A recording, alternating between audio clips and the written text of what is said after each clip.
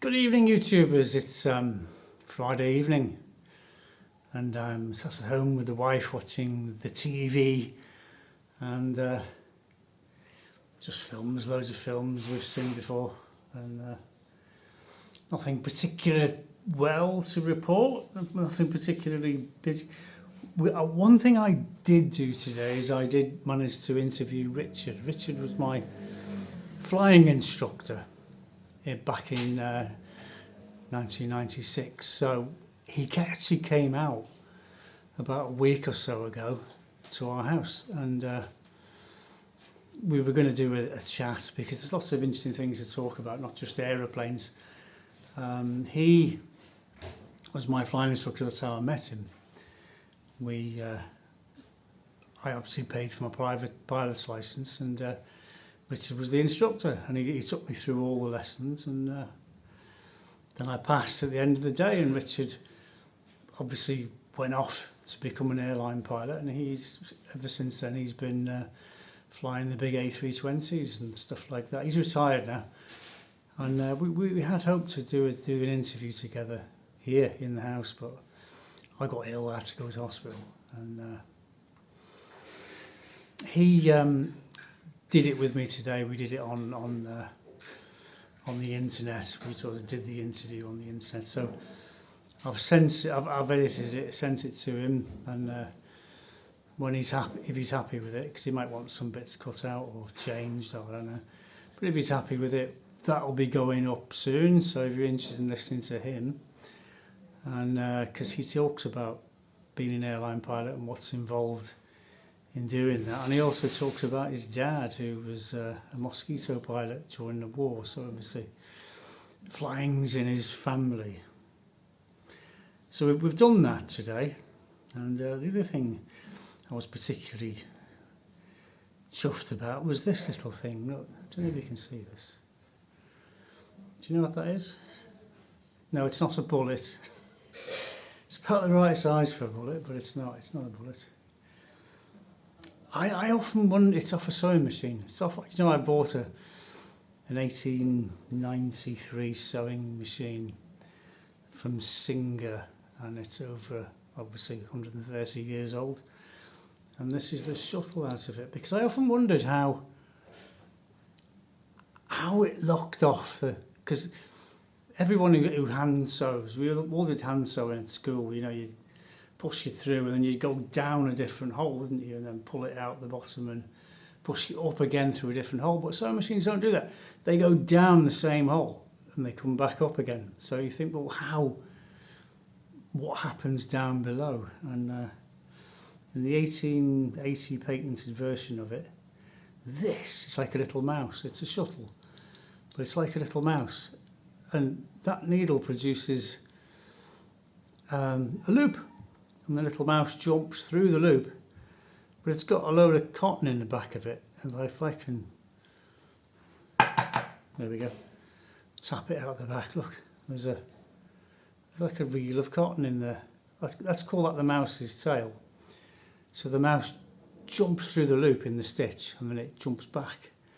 And the next time the needle comes down and leaves a loop, it jumps through it, it jumps back, and the next time it jumps through it, jumps back. What a fabulous piece of engineering. So obviously, as the machine moves, I've always wondered, I've always been fascinated to find out how that works, how that stitches, because that's not how people stitch things, certainly not by hand.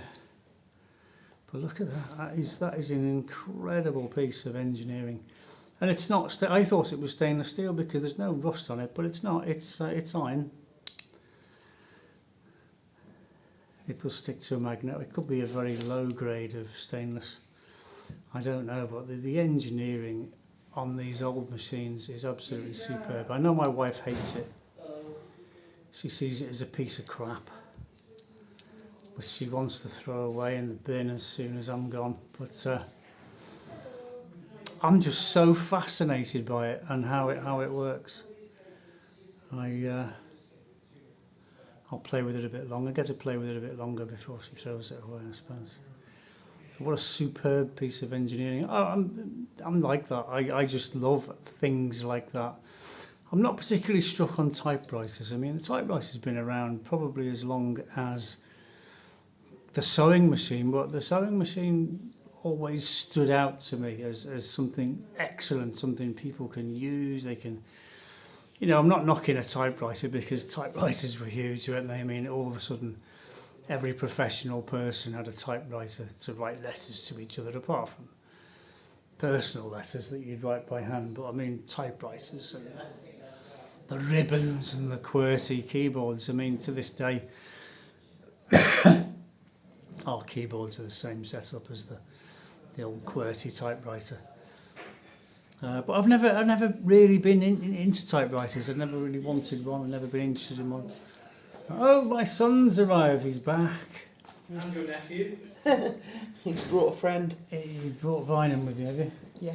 Byron, yeah. And Ben's bought a watch. Oh, don't. We're going on about this again. No. He's bought a new watch, another one. Oh So, my God, yes. all right, mate, how are you? I'm just in the middle of my You got a very video. good price on that, I think. I didn't realise. Yeah, It's very nice. You did. It's a Tudor watch. Tudor. So what's this?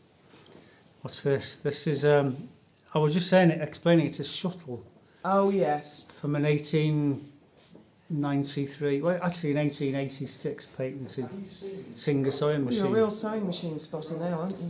But did you know you can still buy these? They make them in India, and you can buy brand new ones. You can get a load of these tails as well. They come from India. And I bought some just to, bobbin, whatever you call it. And what a fabulous piece of engineering. I mean, it just astonishes me the level of work that's gone into producing this machine. And like I said, I don't want to learn to sew, but I just study the different parts on it, and I haven't been able to because I've not been well, and I really want to go and look. And I'm astonished at just a nut. You know, I look at a nut and think, how do they make that? yeah, well, you've got Whitworth, Or anything, you've got Joseph Whitworth to thank for that, and his micrometer Right.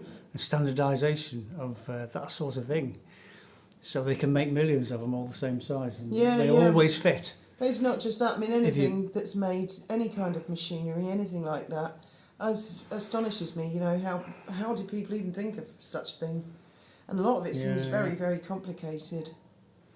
I was just saying I'm not into typewriters, but typewriters came from the same era. You know, A typewriter, Victorian. I can understand the theory of, you know, I can see it. I'm a typist, and I learnt to type on those sorts. Yeah. But I look at a car engine. The old clunk, clunk, clunk, clunk, clunk. Yeah. You know, I can see the lever coming up, and I understand how it I mean, works. there's some amazing engineering gone into typewriters, but I'm just not into typewriters. You know, I'm not interested in having one or collecting one. But I mean, they I mean, I don't even know how they begin making things out of metal. they ruled the roost right up until when did they go out? About the 1980s. They had some really fancy ones with the electric typewriters and the ball and the.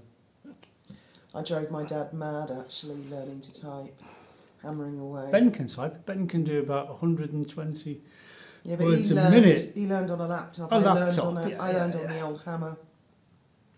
Well, how many words a minute can you do when you're on form? Only about 60 to 80. Ben can do about 120. I'm useless. I'm like this with two fingers. But I get through. I get by. You know, I can do emails. I keep them brief. Is that why they're so short? Straight to the point. Yeah. Yes. Good. Yeah. And how's everybody been? Ben's been good. They've been to the escape rooms tonight. Always been to the escape rooms, so Yeah. I guess Vinan's staying over tonight, is he? I guess so. Yeah. I think they went with Bynan's mum and dad. Right. I don't know. Okay. I don't know either. But I'm going to be showing you. I'll get the machine. It's too dark now. I'll get the machine and I'll show you how this thing flies backwards and forwards and dives through the bottom of the loop. Just to make the stitch. Just to make the stitch. Well, I say just. I mean, this revolutionised clothing making in the late Victorian days. I mean, everybody wanted one. You've got to get the tension right, though. Otherwise, if the tension's out on one or the other. I'm sure. Well, nobody has a sewing machine anymore. Nobody sews. You just buy off Amazon, don't you, or whatever you want, or buy it from the shops. Be far cheaper than making your own stuff. But I'm just fascinated by the engineering that's gone into this. It really is amazing. It really is. I mean, like I say, Fiona just think it's a crappy old sewing machine. Well, that's because the tension was quite off and off, and then you get loops and knots, and every 30 seconds you're getting knotted. Yeah, but I don't really want Must to. be I don't really want to. when people say get knotted. I don't. Yeah, probably.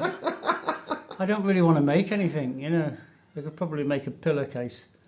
No, you can't even do that if the tension's off. You can't get you? further than Well, a I haven't centimetre. had a chance to play with it yet and see if the tension's okay or not. I mean, surely you can strip it, clean it, polish it, put it back on. It's not that simple. I don't know. I mean, they're very complex. They are extremely complex and very, very fascinating. And they're very sensitive. No, I never used one. And this is an early one. They changed from this. In the later ones, they modified them to I think you were born in the wrong century. be better. I just no. Because the thing I don't like about the Victorian era is everyone used coal to heat the houses, and everything was filthy, and that would do my head in. I'd have to. I remember growing up. Every in winter we go through a phase, don't we? We went through the phase of you wanting to make soap. And we went through the phase of you wanting to use tea leaves. It's just curiosity, darling. It's and then curiosity. you wanted the butter dish. And all of these things created new mess for me. Paraffin lights. Because you got fed up. Paraffin lights, yeah, which... Filthy paraffin makes stains up the all walls. wall. It took us ages to clean it all and repaint it. Was So. it us? Well, I helped, because I did all that round the top, do you remember, with the Perhaps. paint. Anyway, I haven't always been totally useless. No, I'm just fascinated. I remember growing up your in mother this... went through a phase of putting Ben in terry toweling nappies. Oh, she got fed up with that after a week. I thought, well, I'm not joining in with that one. I grew up in the 60s and everything was covered in coal dust and shit, and all the buildings had gone black. I remember them coming with a sand blaster and cleaning it. I mean, if you go to Liverpool, the very famous and iconic Liver buildings, like they were black as the ace of spades, and when they sandblasted it, it was white. And you think, how did that happen? And it was coal. It was the coal from the 100 years of, well, not even that long. From maybe it was 100 years of just pollution, and it just eats its way into the sandstone and everything. All the buildings were black. They had to spend a fortune going around sandblasting them all to make them look nice again. So yeah, coal. Everyone had asthma and bronchitis, and it wasn't a good thing. And they banned it I think we did ban it in the end, didn't they? Coal fires. They had smokeless zones. I think they just phased them out, didn't they? I think they still burn it in some of the power stations. Because in the old days, I think they did in the old days. They run out of petrified forests or something. They used coal to boil the water to drive the steam turbines. I think nowadays they use gas to boil the water to drive the steam turbines to generate electricity. They should lean more on nuclear power. I think that's the way forward.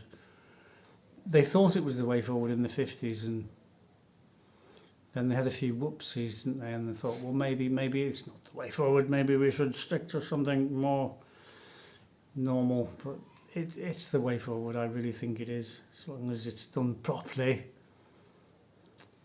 So that's my little chat for tonight. And hopefully, like I say, the interview with Richard will be there soon. And it's a really interesting chat. It's about an hour, 20 minutes, something like that. And there's shots of me and Fiona when we were young at Shoreham Airport, and some shots of David Suchet wandering around as Poirot when he was doing some shots. They used to use Shoreham Airport a lot for... didn't they film some of The Crown at Shoreham Airport? I think they did, yes.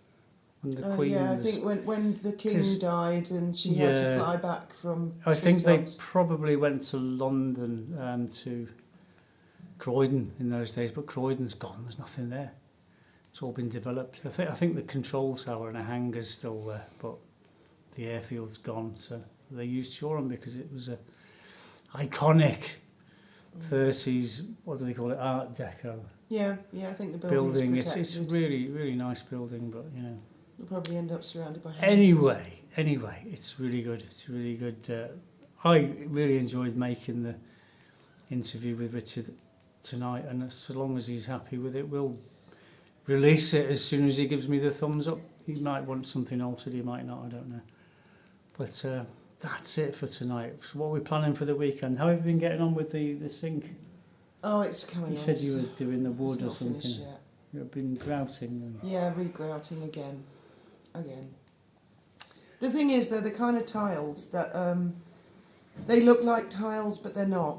It's like one big tile that's like a chocolate bar, which has very, very shallow grooves, which the whole point is you'll be able to put grout in, which comes out over the year as people walk on it.